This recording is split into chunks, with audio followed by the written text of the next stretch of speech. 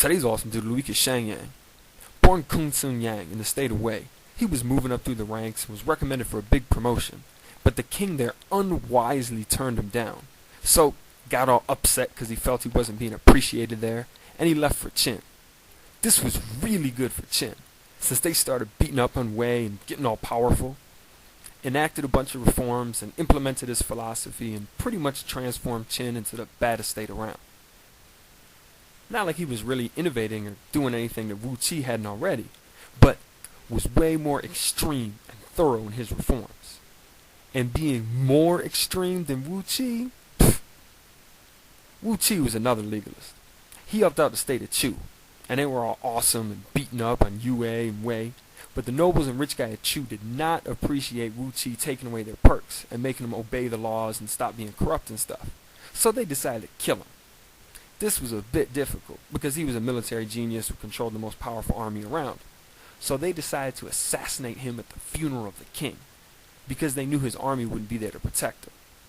At the funeral, Wu Qi saw the assassins, and just before they could shoot him with their arrows, he ran over to the dead king's body. They shot him full of arrows and killed him, but a bunch of the arrows also hit the body of the dead king. His son, the new king, was infuriated at the desecration of the body of his deceased father, so he ordered all the nobles involved in the murder of Wu Qi to be executed. And all their families, too. So, being more extreme than Wu Qi? See, they were legalists. Legalists like laws. Legalists like to enforce laws. Corrupt people and those who don't want to pay taxes don't like laws. They don't like laws to be enforced. And they really don't like legalists. Now, without a doubt, the legalists had some crazy laws that by today's standards are totally draconian and ridiculous. But understand that they were doing what was necessary to overthrow an entrenched system of feudalism that was stifling the potential of the greater good. Once folks united and put their resources towards a common objective, everything changed. That's why whenever a legalist took over, that state started beating up on all the others and they expanded and got wealthier and more powerful and all that. Abolished the aristocratic system, granted citizenship to slaves, introduced meritocracy into the military, all kinds of good things. Of course, these things completely undermine all the petty overlords and local fat cats who had been exploiting the peasants, so legalists always had lots of enemies. The prince was one of those who hated.